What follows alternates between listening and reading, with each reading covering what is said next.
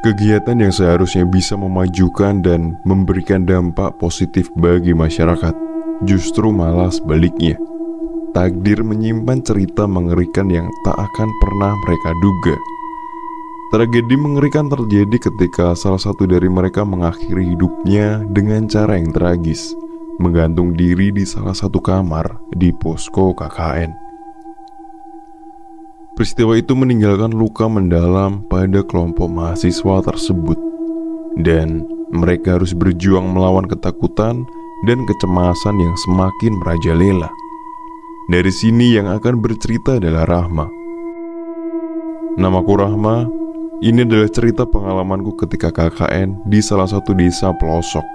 Desa ini diapit oleh pegunungan dan hutan yang hijau. Ternyata di balik keindahannya itu menyimpan sebuah kengerian yang tak pernah kami duga. Gak ada yang tahu kapan kita mati. Mungkin itu adalah kalimat yang tepat untuk semua makhluk hidup di dunia ini. Jadi gak usah lama-lama, aku akan menceritakan secara singkat pengalaman ini. Di tanggal, bulan, dan tahun yang gak bisa aku sebutkan pastinya, aku dan 9 temanku sedang melakukan kegiatan KKN di salah satu desa yang aku sebutkan di atas tadi. Desa ini memang jarang sekali terjamah oleh campur tangan mahasiswa. Siang itu, seperti biasanya, panas begitu terik menyengat kulit. Aku dan lainnya baru saja tiba di desa tujuan. Lelah memang, karena perjalanan menuju desa harus melalui jalanan tanah tak rata dan sesekali kami menemui jalanan buntu walaupun dipandu sama warga setempat. Di sana, antusias warga begitu besar ketika menyambut kami. Sampai-sampai ada yang nyeletuk begini, anaknya orang kaya. Mungkin karena mereka melihat penampilan kami yang begitu berbeda. Tujuan pertama kami adalah rumah Pak Darmo. Beliau adalah kepala desa. Di sana, aku dan teman yang lain perkenalan dan menjelaskan kegiatan yang akan kami lakukan selama KKN. Selesai mengobrol, kami langsung diantar oleh salah satu warga ke rumah yang bakal menjadi posko KKN. Sesampainya di posko, aku tidak melihat ada yang aneh. Bagiku itu wajar, layaknya rumah di pedesaan pada umumnya. Tapi yang menarik bagiku, di bagian dalam, nanti aku jelaskan. Kata Pak Kardi, orang yang mengantar kami, rumah itu memang dirawat. Selain itu gak ada lagi, semua normal. Itu rumah yang akan jadi poskonya, Mbak, kata Pak Kardi. Mari saya antar ke dalam. Lanjutnya sembari menunjuk salah satu rumah dengan halaman luas. Ketika pintu dibuka, aku langsung bisa melihat ruang tamu yang luas dan 2 ruangan saling berhadapan. Semakin ke belakang, ada dapur dan kamar mandi. Nah, seperti ini, Mbak, Mas.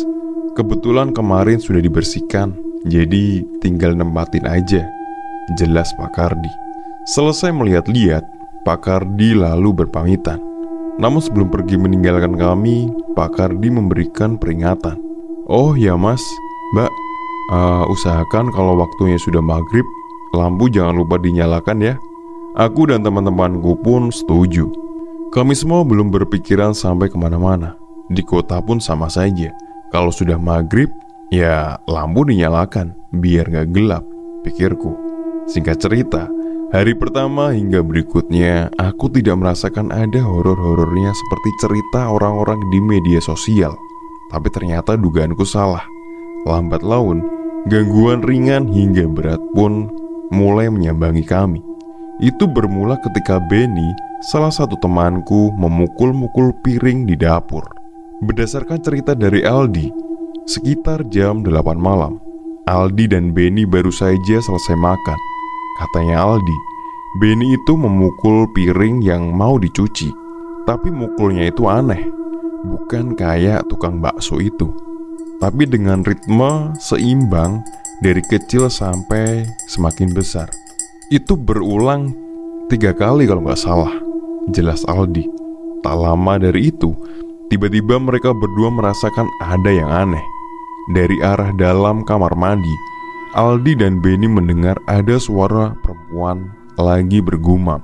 Pikir mereka itu salah satu temannya. Tapi ketika pintu dibuka, gak ada orang di dalam. Saat itu juga mereka gak jadi cuci piring.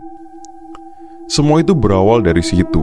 Gangguan dari suara perempuan menangis, nyinden, ketawa hingga peristiwa yang membuat salah satu temanku meninggal gantung diri.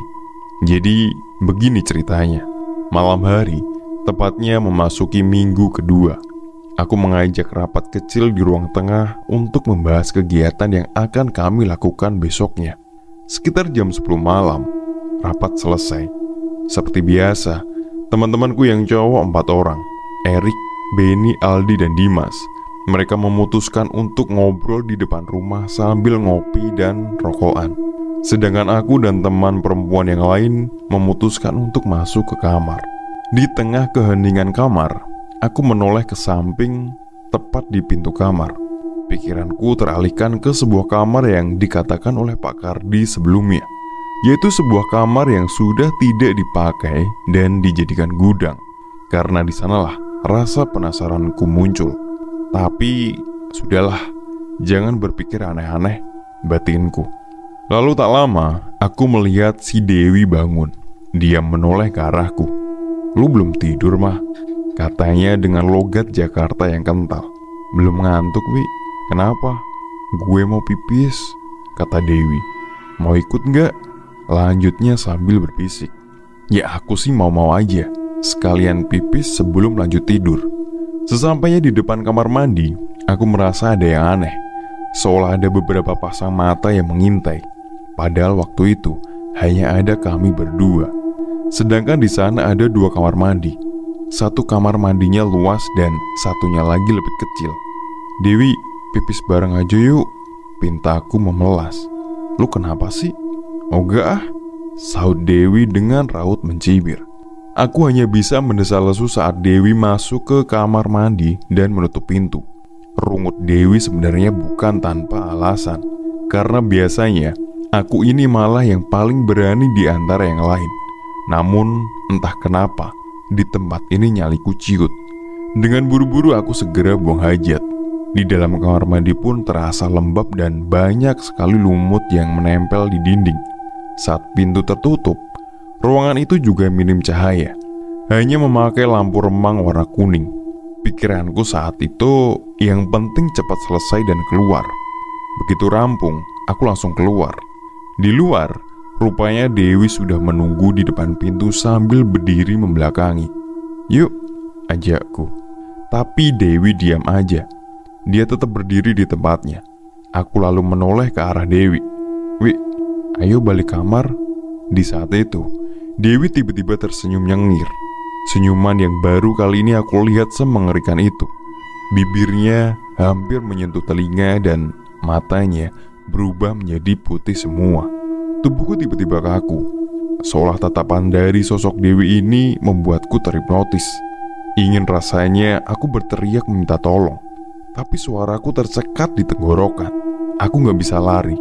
Tubuhku gemetar hebat, lututku lemas. Aku terjebak, terpaku di tempatku berdiri. Bahkan ketika sosok itu berjalan mendekat, aku gak bisa berbuat apa-apa. "Getih wangi, Duk. Aku suka dengan anak ini," sosok Dewi berkata tepat di telinga kiriku dengan berbisik. Bukan suara Dewi, tapi mirip seperti kakek tua, dengan bau melati dan barus yang sangat menyengat hidung. Tepat sosok itu selesai berucap, tiba-tiba desiran darahku mengalir dengan cepat.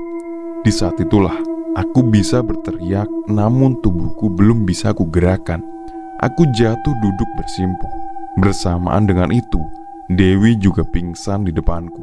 Tak lama setelah itu, teman-temanku berhambur menghampiriku di dapur setelah mendengar teriakanku. Semua yang ada di situ panik. 2 temanku yang cowok membopong Dewi dan 2 lainnya memapahku ke ruang tamu. Di sana, Dewi lalu ditidurkan di sofa. Meli dan Dian mencoba menenangkanku, sedangkan Mita dan Sonya mencoba menyadarkan Dewi. Dan kejadian mengerikan tak sampai di situ saja. Tiba-tiba Dewi teriak histeris. Dewi kesurupan lagi dan kali ini lebih mengerikan. Semua yang ada di situ termasuk aku langsung memandang ke arah Dewi. Kami semua terpaku di tempat. Apa yang kami lihat seketika membuat nyali kami menciut seketika. Seumur hidupku, aku belum pernah merasakan setakut ini. Dewi tiba-tiba berdiri, tatapannya tajam dengan mata putih rata. Dengan telunjuk kirinya, dia menunjuk tajam ke arah kami semua. Lalu telunjuk kanannya diletakkan di bibir, mengisyaratkan untuk kami semua yang ada di ruangan itu disuruh diam. Suasana menjadi hening, tapi bau melati bercampur barus itu tiba-tiba kembali hadir menusuk hidung, bahkan lebih tajam dan kuat. Di posisi yang menegangkan itu, entah keberanian dari mana datangnya, Aldi berlari keluar. Semoga dia mencari bantuan warga setempat, pikirku. Dengan rasa takut yang luar biasa, kami semua yang ada di tempat itu tidak bisa berbuat apa-apa. Sampai-sampai aku bisa mendengar doa-doa yang dilantunkan Dian.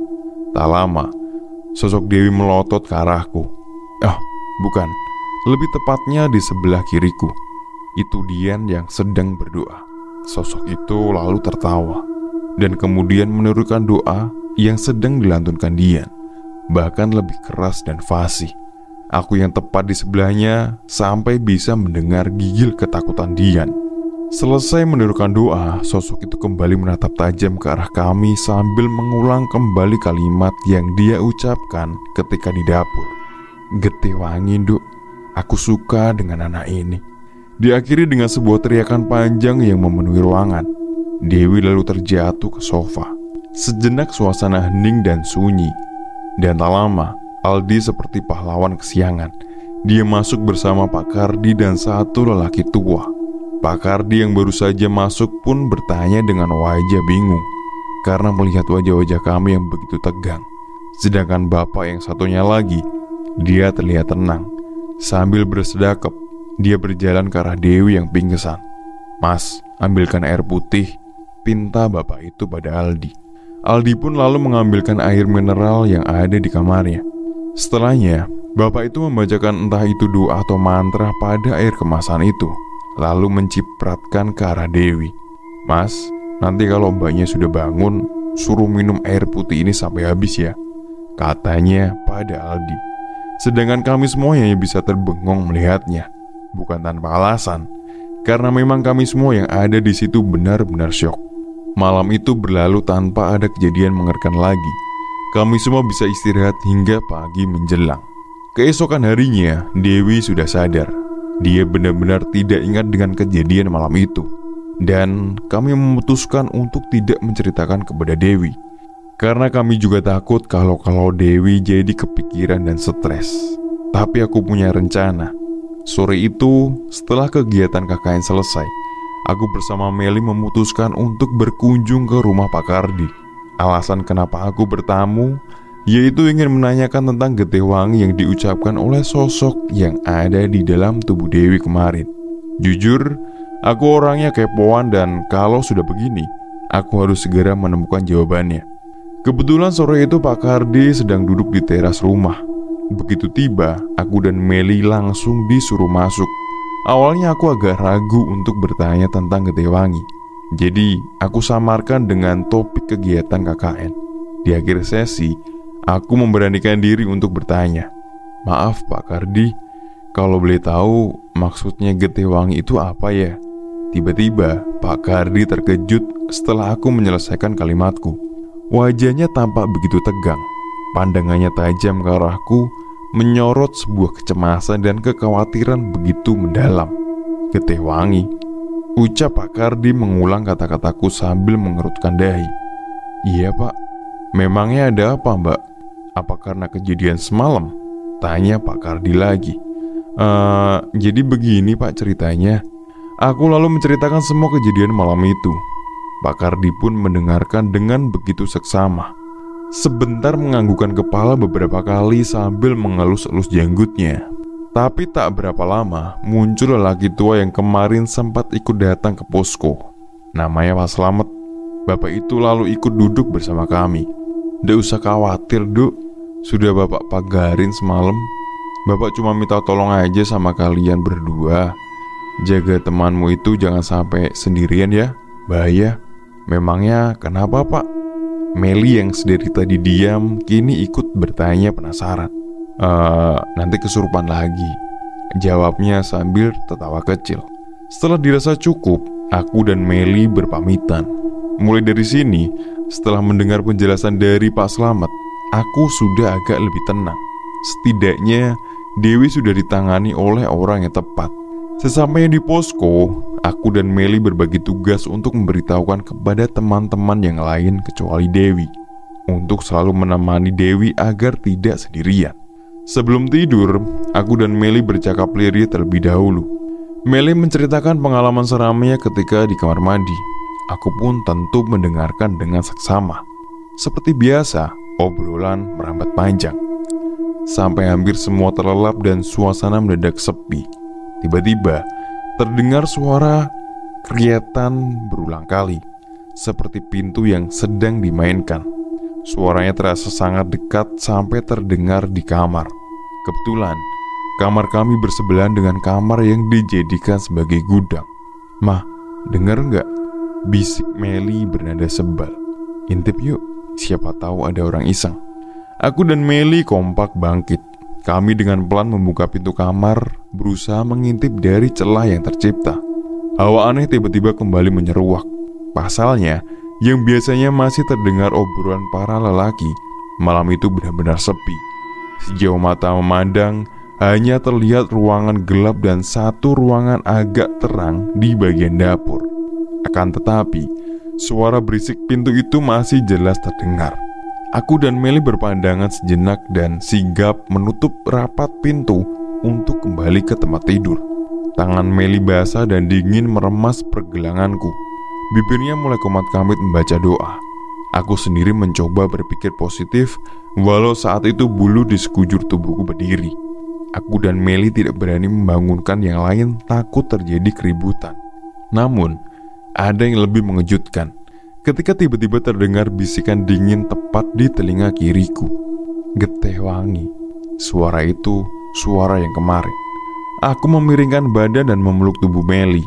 Rupanya dia juga sama-sama gemetar. Dan yang lebih menyebalkan lagi ketika Meli bertanya, "Kamu dengar suara itu nggak, Ma?" Tanpa menyahut, aku cuma mengangguk kecil dan berusaha memejamkan mata. Aku berharap malam itu segera berlalu. Tapi sebelum itu, aku sempatkan untuk menoleh ke arah Dewi yang terlelap. Syukurlah, dia masih di tempatnya. Aku tidak mau ada kejadian yang sama seperti saat itu. Sekitar pukul 2 dini hari, aku terbangun dari tidurku. Refleks, aku bangkit dan mencari keberadaan Dewi. Ternyata, dia tidak ada di tempatnya. Karena aku tidak mau membuat keributan, aku buru-buru membangunkan Meli untuk mencari keberadaan Dewi. Setelah kami cari, ternyata Dewi baru saja keluar dari dapur. Mungkin dia habis buang hajat, pikirku. Kok gak ajak-ajak sih, Wi? Tapi Dewi tidak menjawab. Dia malah nyelonong begitu saja lalu masuk kamar. Aku dan Meli sejenak saling pandang. Aneh. Lalu kami ikut masuk kamar. Keesokan paginya, aku dan Meli sepakat untuk tidak menceritakan kejadian semalam. Aku sendiri berusaha memfokuskan pikiran pada kegiatan KKN dan menjaga Dewi agar tidak sendirian. Tapi pagi itu ada yang aneh. Biasanya Dewi anaknya cerewet dan suka bercerita. Namun kali ini Dewi lebih banyak diam. Meli pun berpikiran sama denganku. Sore hari sekitar jam 5 sore, aku izin ke teman-teman untuk balik ke posko karena agak kurang enak badan.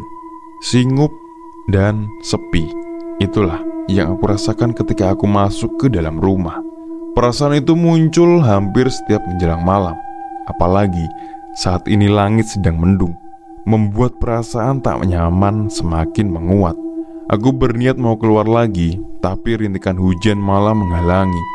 Akhirnya, aku memilih untuk masuk ke dalam kamar. Awalnya biasa saja, hanya saja aku merasa ada sebuah hembusan dan hawa yang aneh. Tapi semakin petang, berselang beberapa menit dari hembusan tadi, aku mencium aroma mewangian yang benar-benar khas. Antara aroma kembang dan kapur barus, mirip sekali dengan waktu itu. Aku semakin ketakutan. Aku diam sejenak, rasa tak nyaman kembali menyeruak. Batinku kemudian tergerak untuk bangkit dari kasur. Aku berusaha untuk menghindari bau tak nyaman yang sedari tadi mengganggu. Tapi, baru saja tiba di ruang tamu, aku terhenyak sambil menatap halaman depan dari balik kaca. Pikiranku sudah tak tenang, dan tanpa aku sadari, jika waktu itu telah beranjak malam, aku pun tergagap saat melihat sekitaran ruang tamu sudah gelap. Buru-buru aku bangkit dan menghidupkan lampu. Satu langkah kaki berayun disambut suara keras dari teras depan. Suara orang berlari. Tak hanya sekali, aku mendengar suara derap langkah kaki berlarian, membuatku tertegun sambil menduga-duga, apakah teman-temanku sudah pulang? Tapi sekian detik aku diam menunggu, tapi tak lagi terdengar. Aku melanjutkan niatku, melangkah mendekat ke arah saklar lampu yang menempel di dinding ruang tamu. Satu kali pencetan membuat seisi ruang tamu tersorot lampu. Dari situ aku bisa melihat ada pemandangan aneh. Kali ini bukan suara kaki, tapi bercak kaki kotor menempel di lantai, membekas sebuah jejak kaki berukuran orang dewasa. Jejak itu begitu sempurna, menunjuk ke arah belakang, lebih tepatnya ke arah sebuah kamar tak berpenghuni alias gudang. Antara heran dan penasaran, tanpa sadar aku mengikuti jejak itu, mulai dari setapak demi setapak, sampai aku mendadak berhenti ketika keganjilan kembali menghambat. Pikiranku kembali mengulang dengan apa yang aku rasakan ketika di dalam kamar, membaui aroma wangi sama persis dengan yang sedang aku cium saat ini, berasal dari bercak kaki itu. Aku merinding. Aku lalu mengurungkan niat dan berbalik menuju kamar. Sampai di dalam kamar, aku langsung merebahkan diri, menutup seluruh tubuh dengan selimut. Dadaku naik turun, nafasku memburu. Walaupun saat itu aku sudah tidak lagi mencium atau mendengar sesuatu yang ganjil. Tapi tak lama dari itu, aku sedikit tenang manakala aku mendengar suara pintu dibuka. Berharap kalau itu adalah teman-temanku yang sudah pulang. Tapi ada yang aneh lagi. Beberapa detik ketika pintu terbuka, aku tak mendapati apa-apa. Tak ada suara langkah, tak ada ucapan salam atau obrolan dari teman-temanku. Aku menunggu beberapa detik lagi untuk mengumpulkan keberanian. Perlahan aku bangun, berniat mengintip dari celah pintu kamarku. Tetapi, baru saja mataku mengintip dari celah pintu, aku kembali mundur. Manakala aku menyaksikan seluruh ruangan begitu gelap kecuali dalam kamarku. Tiba-tiba terdengar suara wanita menangis. Meli. Aku memanggil nama Meli dengan suara keras, tapi tak ada jawaban dari satu orang pun kecuali suara tangisan lirih itu yang baru saja aku dengar. Tak hanya satu, melainkan ada dua suara wanita menangis yang menjawab panggilanku. Aku mulai sadar kalau itu bukanlah sosok teman-temanku yang menangis, melainkan ada penghuni lain di rumah ini. Rasa takut kembali hadir, memaksa tubuhku bergerak mundur dan menutup pintu kamar. Aku lalu menyandarkan tubuhku di sudut kamar. Tak berselang lama, dari suasana yang mencekam, ketukan pintu tiba-tiba terdengar dengan diiringi suara lelaki tua memanggil. Panggilan itu seketika membuatku segera bergegas melangkah cepat keluar dari kamar. Tapi sebelum aku menghampiri panggilan suara di depan, aku menyempatkan kembali menghidupkan lampu, lalu bergegas menuju pintu utama yang sudah terbuka entah sejak kapan. Di sana, aku dapat melihatnya. Ada seorang lelaki mungkin berusia 50 tahunan, sedang berdiri membelakangiku di ambang pintu. Aku lega melihatnya. Setidaknya ada seseorang yang menemaniku sebentar. Aku lalu berjalan ke arah bapak itu. Pak, bapak itu lalu berbalik setelah mendengar panggilanku. Mbak, mohon maaf mengganggu, ucap bapak itu. Iya pak, ada apa? Ini mbak cuma mau bilang, kalau sudah masuk maghrib jangan lupa lampunya dinyalain ya, ujar bapak itu dengan mimik muka sedikit tegang. Oh iya pak, tadi juga udah saya nyalain, tapi nggak tahu kenapa kok mati sendiri ya. Setelah aku menyelesaikan kalimatku, justru itu malah menambah ketegangan yang menyirat di wajah bapak itu. Bahkan bapak itu terlihat risau. Terlihat jelas dari beberapa kali dia menoleh ke kanan dan ke kiri, seperti ada yang ditakutkan. Ya sudah mbak, kalau begitu saya pamit dulu, kata bapak itu sambil mengatupkan kedua telapak tangannya. Aku pun mengangguk. Iya pak, makasih. Di saat yang sama setelah bapak itu pergi, dari halaman depan muncul teman-temanku. Seketika itu juga kelegaan menyambutku.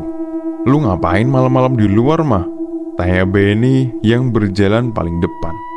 Iya nih, bukannya di dalam malah berdiri di pintu. Pamali tahu. Sungut Meli yang diamini beberapa teman yang lain. Tadi ada bapak-bapak kesini, bilang kalau suruh nyalain lampu. Jawabku. Ih, gimana sih lu sampai lupa? Ketus Benny setelah berdiri di sampingku. Udah ah, masuk dulu aja, kataku sambil menarik tangan Benny untuk masuk, diikuti yang lainnya. Setibanya di dalam, aku, Meli, dan keempat teman lelaki yang lain, tepatnya setelah mereka selesai membersihkan diri, aku mulai menceritakan satu persatu hal aneh yang aku alami. Alih-alih mendapat solusi, Erik malah meledekku. Sebenarnya aku sudah tidak kaget. Erik memang orangnya tak mempercayai perkara tahayul atau apapun yang berbau mistis. Tapi setidaknya dengan aku menceritakan hal itu, bisa untuk berjaga-jaga. Ya kan, lu lagi gak enak badan mah, makanya sampai ke bawah halu. Ucap Erik tak percaya. Terserah kamu Derek, mau percaya apa enggak, tapi aku udah bilang apa adanya. Hula halu. Terus, lu kemarin kenapa ikut ketakutan pas Dewi kesurupan? Ledek Benny. Erik pun diam. Dia tidak bisa membalas ledekan Benny. Sudah, mending kita makan dulu aja. Aku udah bikin mie rebus tuh, serga Meli. Benar apa kata Meli. Aku lebih memilih menyudahi perdebatan dan mulai bersantap bersama teman yang lainnya. Setelah selesai makan, aku pun memilih kembali masuk ke dalam kamar, merebahkan tubuh, berharap tak lagi merasakan hal aneh apapun yang membuatku takut. Tetapi ternyata hal itu tidak sepenuhnya terwujud, karena ketika aku mencoba memejamkan mata, selalu dipenuhi bayangan-bayangan sosok wanita perempuan menangis dan merintih. Berkali-kali dan selalu terulang, membuatku tak tahan lalu terbangun. Napa lu mah? Kok gelisah gitu? Tanya Meli yang baru saja masuk kamar dan melihatku gelagapan. Gak tenang aku Mel. Dari tadi kebayang sama sosok perempuan nangis. Ih, apaan sih? Jangan aneh-aneh deh mah. Udah malam nih, takut. Saut Meli ikut ketakutan. Setelah Meli menjawab seperti itu, aku memutuskan untuk tidak melanjutkan obrolan. Dan malam itu benar-benar membuat pikiranku lelah. Keesokan harinya, kami semua menjalankan proker seperti biasanya dan kembali ke posko tepat jam 5 sore. Kami berbahasa-basi sejenak di teras rumah. Tak lama setelah itu, aku izin untuk mandi. Baru saja aku mau mengguyur tubuh, tiba-tiba aku dikejutkan dengan aroma wangi kembang Kamboja yang hadir seperti berasal dari belakang. Seketika tanganku urung untuk menggayung air, memilih untuk menoleh memastikan kosong, tak ada apapun kecuali pintu yang tertutup. Aku lalu buru-buru mengguyur agar mandiku agar selesai. Tapi saat aku mau keluar kamar mandi, tiba-tiba aku mencium bau amis yang menyengat. Karena aku tak percaya begitu saja, aku menoleh ke belakang. Hampir saja aku terjatuh setelah tubuhku terhuyung mundur. Manakala aku melihat genangan air dalam bak mandi itu berubah menjadi merah darah. Tak ingin lebih jauh merasakan ketakutan, aku buru-buru memakai pakaian, keluar dan berlari menuju kamar. Erik yang saat itu tengah duduk di meja makan sempat terheran melihatku gelagapan keluar dari dapur. Erik pun tertawa setelah aku menceritakan apa yang baru saja aku alami. Yang namanya setan itu cuma ada di TV mah. Lo aja yang kebanyakan nonton film horor, ujar Erik masih dengan senyum ledekan. Aku yang mendengar itu hanya menggelengkan kepala. Semoga di rumah ini kamu dilihatin setan ya, biar kamu percaya, sahutku dengan nada ketus. Aku kemudian berlalu menuju kamar, sedangkan Erik masih duduk di meja makan. Setelah perdebatan itu, aku lebih banyak menghindari obrolan dengan Erik, karena lama-lama bikin emosi. Singkat cerita, setelah beberapa hari berlalu tanpa ada kejadian aneh, barulah kejadian yang mengerikan terjadi. Ini adalah terakhir kalinya aku bertemu dan ngobrol sama Dewi. Kebetulan sore itu aku bersama Dewi lagi di posko berduaan. Sedangkan teman yang lain masih di rumah Pak Darmo, kepala desa, karena ada beberapa hal yang harus mereka bicarakan. Sore itu aku mendengar suara azan maghrib. Aku lalu bergegas menghidupkan lampu. Setibanya di ruang tamu, aku langsung merasakan ada hawa yang aneh. Tapi aku tidak begitu menghiraukan. Aku langsung mendekat ke saklar lampu. Tapi belum sempat aku memencet saklar, mataku lebih dulu terarah pada sosok berdiri di sudut luar kamar yang terkunci. Tak mau menunggu lagi, aku segera menekan saklar, berharap bisa segera melihat siapa pemilik bayangan itu. Tapi aneh, saklar seakan tak berfungsi walau sudah aku tekan berkali-kali. Hal itu membuatku panik, apalagi ketika sosok itu terlihat melotot ke arahku sambil berdiri terpaku. Aku pun teriak dan mengejutkan Dewi untuk datang menghampiri. "Ada apa, Mah?" tanya Dewi. Bibirku keluh, tak sanggup menjawab. Aku hanya menuju ke arah tempat di mana aku melihat sosok tadi. "Apa sih? Gak ada apa-apa kok." Aku pun perlahan mengangkat wajah, menatap lurus ke arah jariku menunjuk. Yang ada kosong, tak ada apapun di sana. Aneh, perasaan tadi di sana ada orang, batinku. Dewi langsung memencet saklar. Seketika seluruh pandangan menjadi terang. Semua terlihat biasa seperti semula, tapi ketika Dewi berbalik hendak berlalu, aku lebih dulu menyengkram lengannya. "Ada apa lagi sih, Ma?" Aku menuju ke arah lantai, membuat Dewi terdiam. "Itu apa, Wi?" Dewi mematung, wajahnya terlihat datar dengan tatapan penasaran. Berniat membuktikan, Dewi mengajakku untuk mendekati jejak kaki yang menempel di lantai. Tapi belum juga sampai, kita kembali dikejutkan oleh suara ketukan pintu dari luar. Sejenak aku dan Dewi saling pandang, sebelum akhirnya Dewi berjalan ke depan, memastikan siapa yang baru saja mengetuk pintu. Aku lalu mengekor di belakangnya. Sesampainya di ambang pintu, Dewi membukanya. Pintu terbuka. Muncul sosok kakek berdiri dengan posisi membelakangi. "Maaf, siapa ya?" tanya Dewi pelan. Sosok itu perlahan berbalik, membuatku terserut mundur karena menyadari ada keanehan pada kakek di depan itu. "Ada perlu apa ya, Pak?" tanya Dewi lagi. Kakek itu masih saja diam dengan pandangan ke bawah, tapi tak lama terangkat dan menatap lekat pada Dewi. Aku yang melihatnya pun ketakutan. Aku lalu menarik-narik lengan Dewi untuk mundur, tapi Dewi masih tetap kekeh di tempatnya. "Bapak ini siapa dan mau cari siapa?" Kali ini suara Dewi lebih keras. Tapi kakek itu tak bergeming, bahkan semakin melotot ke arah Dewi. Dewi yang sudah merasa cemas, takut dan jengkel, secara halus berucap mengusir serta berniat menutup pintu. Tapi baru saja Dewi mengayunkan pintu hingga separuh, jadi kakek itu menahan dan menariknya kembali, membuat pintu itu terbuka kembali.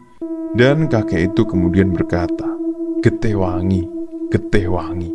Suaranya lirih serta serak. Kepalanya menggedek ke kanan dan ke kiri. Dari nafasnya keluar aroma yang sangat busuk, membuatku merasa mual. Seketika aku teringat dengan kejadian beberapa hari yang lalu. Kejadian di mana Dewi kesurupan dan sosok yang ada di dalam tubuh Dewi berkata seperti itu. Buru-buru aku menarik lengan Dewi dan menutup pintu. Aku tidak tahu kemana perginya kakek itu. "Lu kenapa sih, Mah? Kok kayak orang ketakutan gitu?"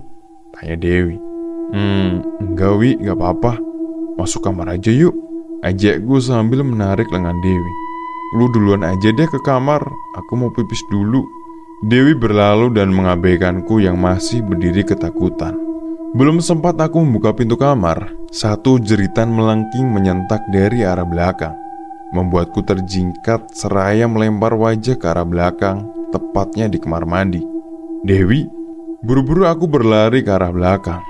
Sesampainya di sana, aku tidak menemukan apapun dan siapapun. Lalu, kemana Dewi? Aku kemudian berlari ke arah kamar.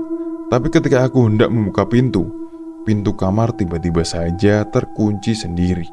Lagi-lagi lolongan menyayat suara wanita itu berulang, persis dengan suara Dewi. Tapi setelah aku cari, aku tidak menemukan adanya Dewi. Belum sempat berkurang ketegangan yang tercipta, tak lama harus kembali menguat manakala dari dalam kamar yang terkunci, Suara gedoran keras ikut meramaikan suasana. Tubuhku dingin dan gemetar.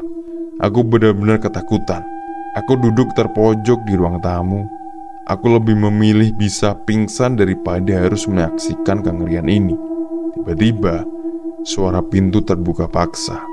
Aku benar-benar tak berdaya. Suaraku tak mampu keluar. Aku pasrah menyaksikan gebrakan pintu kamar terbuka paksa. Lalu muncul sesosok wanita yang mirip Dewi berlari keluar kamar menuju belakang. Setelah itu, aku mendengar suara Dewi menjerit, memohon ampun.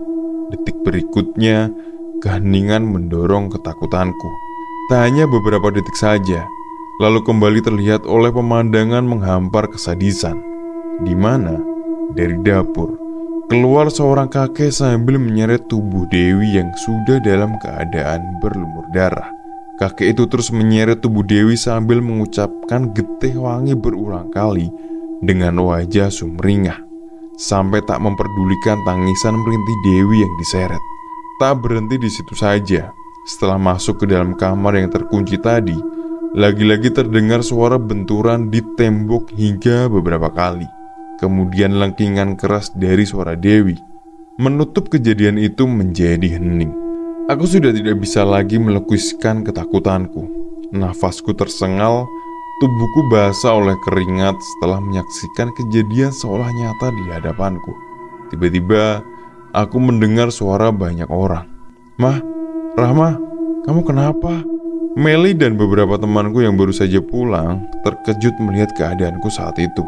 Kemudian dengan cepat temanku yang laki-laki segera membopongku dan menidurkan di sofa. "Rama, kamu kenapa kok bisa begini?" tanya Meli sekali lagi. Apalagi beberapa temanku yang lain, mereka juga terlihat panik dan bingung. Aku hanya bisa melihat tanpa bisa menjawab. Ada perasaan lega ketika semua teman-temanku menolong. Setelah itu, aku tidak tahu lagi, karena aku tiba-tiba pingsan. Rahma terbangun di malam hari, tapi tidak untuk Dewi. Dewi ditemukan gantung diri di kamar. Menurut cerita dari Meli begini, dalam suasana cemas, Meli teringat sesuatu, segera bergegas menuju kamarnya untuk mengambil minyak kayu putih dari dalam tasnya. Setelah mengambil apa yang ia cari, Meli bangkit dan hendak keluar. Tapi baru saja ia berbalik mau berjalan, tepat di depannya sepasang kaki pucat menghalangi wajahnya. Meli diam sejenak mencerna semuanya. Ia lalu mendongak, menatapi pelan sampai ke ujung atas. Di sana, ia mendapati seraut wajah Dewi menjulurkan lidahnya. Lototan mata Dewi yang tergantung itu seperti menyorot ke arah Meli, membuat tubuhnya goyah, terhuyung lalu roboh. Meli lalu merangkak pelan sambil menahan tangis ketakutan. Sampai di luar kamar, Meli berteriak, membuat semua teman-temannya datang mendekat. Meli lalu menuju ke arah atas, diikuti oleh semua teman-temannya. Saat itu juga mereka begitu syok setelah melihat kondisi Dewi yang sudah memucat, tergantung di kayu belandar kamar. Singkat cerita, setelah semuanya sudah dikondisikan oleh warga, Meli, Rahma, dan teman-teman yang lain diungsikan di salah satu rumah warga. "Kok bisa begini, gimana ceritanya, Mbak?" tanya Pak Darmo yang baru saja tiba. Semuanya diam karena memang dari semua mahasiswa itu tidak ada yang tahu bagaimana kejadiannya sampai Dewi bisa gantung diri. Yang ada, Meli dan teman-teman yang lain merujuk pada Rahma, karena dari kejadian itu hanya ada Rahma dan Dewi yang sedang di posko. Rahma yang terlihat terpojok pun menceritakan secara detail kejadian yang dia alami sebelum dia pingsan. Beberapa orang yang ada di ruangan itu mengangguk dan menggelengkan kepala beberapa kali menyambut cerita Rahma. Mereka terlihat begidik ngeri. Tak lama setelah Rahma menyelesaikan ceritanya, kendaraan roda 4 datang. Jenazah Dewi lalu dimasukkan ke dalam mobil jenazah untuk dibawa ke rumah sakit. Sedangkan Rahma, Meli, dan yang lainnya, malam itu mereka sementara masih tinggal di desa. Tak ada satupun dari mahasiswa itu berani untuk masuk ke dalam posko. Mereka lebih memilih mengungsi di rumah warga. Keesokan paginya, mobil minibus datang menjemput para mahasiswa. Rahma yang saat itu duduk sendirian mencoba meresapi pagi terakhirnya di desa itu. Anak-anak, sekarang kita pulang.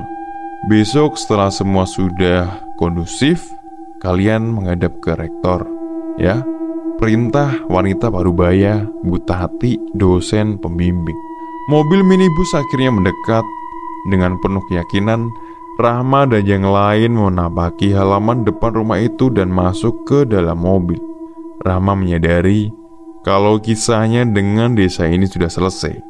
Sudah cukup semua kenangan menyeramkan yang mereka dapatkan di tempat ini. Apalagi dengan kejadian yang dialami Dewi, Rahma dan lainnya tidak mau mengungkitnya lagi. Semoga Dewi diterima di sisinya. Roda-roda mobil berputar perlahan, membawa semua mahasiswa KKN meninggalkan desa. Dan sebelum posko mereka hilang dari pandangan, Rahma menyempatkan menoleh ke sana sekali lagi. Di jendela, tampak sosok Dewi yang menatap kepergian mereka dari kejauhan sambil melambaikan tangannya. Selesai.